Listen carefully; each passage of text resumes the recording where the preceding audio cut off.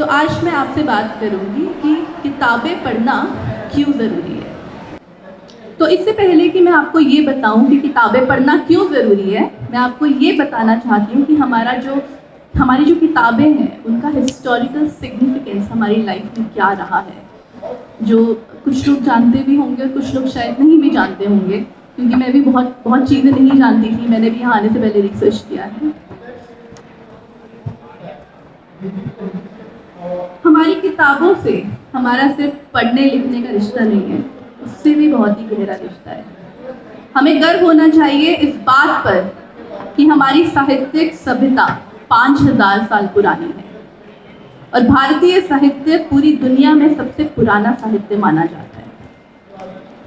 भारतीय इतिहास ने हमें किताबों का महत्व भरपूर तरीके से समझाया है, चाहे हम अपने वेदों की और उपनिषद की बात करें या रामायण और महाभारत जैसे ग्रंथों की बात करें, या हम जिक्र करें नालंदा यूनिवर्सिटी की, जो कि 6th सेंचुरी बीसी में, आप डेट नोट कर लें, 6th सेंचुरी बीसी में वो एक इंटरनेशनल यूनिवर्सिटी थी। एंड आई थिंक अगर हम उस टाइम की, उस जमाने की बात करें तो ये बहुत ही बड़ी बात है, उस टाइम पर एक ऐसा खिताब हासिल करना कि आपको एक इंटरनेशनल यूनिवर्सिटी होने का दर्जा मिला है और करीब 8000 सालों तक वो वर्ल्ड की बेस्ट यूनिवर्सिटी बनी है। 8000 साल, और हम शायद 100 साल भी मुश्किल से जी सकते हैं। 8000 साल तक नालंदा यूनिवर्सिटी जो है वो जिंदा रही, लोगों के दिलों में, लोगों के दिमाग में और लोगों की जिंदगी में। हाय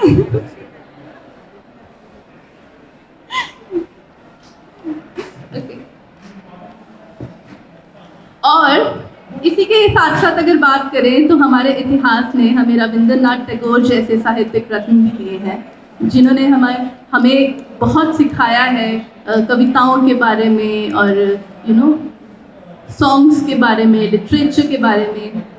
तो अब बात करते हैं जिसके बारे में मैं यहाँ बात करने आई हूँ कि किताबें पढ़ना क्यों ज़रूरी है।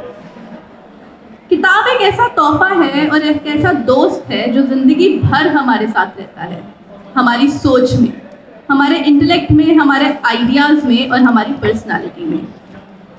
किताबें पढ़ना ज़रूरी है क्योंकि हम जितना पढ़ते हैं उतना हम अपनी सोच को और खुद को बेहतर समझ पाते हैं।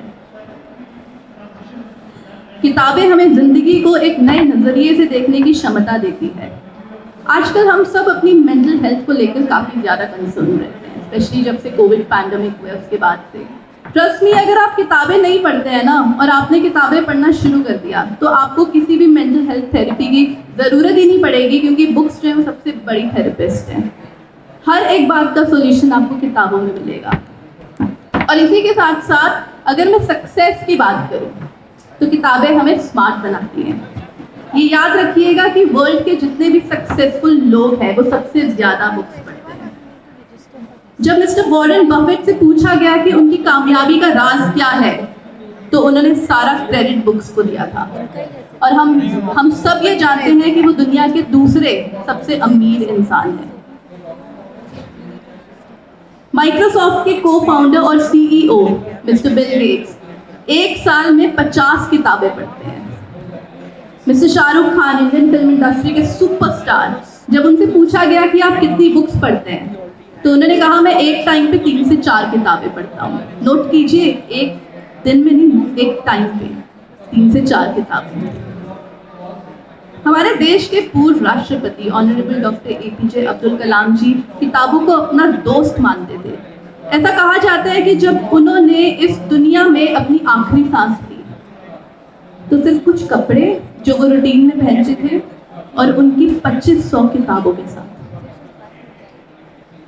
मगर इन सबसे भी ऊपर किताबें पढ़ना इसलिए ज़रूरी है ताकि हम अपनी आने वाली जनरेशन को एक बौद्धिक भारत दे सकें। आज की अगर मैं बात करूं तो नेशनल स्टैटिस्टिकल कमीशन के हिसाब से हमारे देश की लिटरेसी रेट 77.70% है। और इतना लिटरेसी रेट होने के बावजूद भी नेशनल सैंपल सर्वे ऑफिस की एक रिसर्च की गई थी जिसके हिसाब से, और ये 2019 की रिपोर्ट है, बहुत पुरानी नहीं है, 32 मिलियन बच्चे कभी स्कूल नहीं गए। 32 million is a big number. तो किताबें पढ़ना इसलिए ज़रूरी है ताकि हम खुद भी बेहतर बन सकें और हम अपने आने वाले समाज को, अपनी आने वाली पीढ़ी को भी बेहतर बना सकें। तो जब हम किताबें पढ़ने की बात कर ही रहे हैं तो आप मेरी किताब भी ज़रूर पढ़िए। मेरी जो I am self help author by the way, मैं मोटिवेशन और सेल्फ हेल्प पे लिखती हूँ। तो मेरी किताब the best version of me, I would really like to thank Paperscript जिन्होंने मेरी किताब को पब्लिश किया। Thank you so much Sanjay. तो आप ज़रूर खरीदिए, वो आपको अमेज़न पर मिल जाएगी। एंड इसी के साथ साथ मैं शुक्रिया अदा करना चाहती हूँ पेपरस्क्रिप्ट का, कक्ष कलाकार का और मिनिस्ट्री ऑफ कल्चर का, जिन्होंने मुझे ये मौका दिया कि यहाँ आकर मैं इस इम्पोर्टेंट और गहरे मुद्दे पे बात कर सकूँ और आपसे शेयर कर सकूँ और आपके भी इंसाइट्स ले सकूँ। Thank you so much.